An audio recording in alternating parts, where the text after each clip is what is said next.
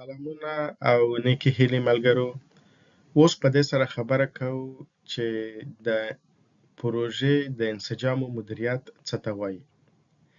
د پروژې د انسجامو مدیریت د پروژې د بنسټ ډبره ده. هغه ځکه چې د پروژې د شروع څخه تر پایه پورې کوم فعالیتونه چې ترسره کیږي ټول د انسجامو د مدیریت په واسطه همغږی او هدفمندې لوري ته سوق ورکول کیږي. اوس په دې خبره کوو چې د انسجامو مدیریت کومو مواردو ته شامله ده.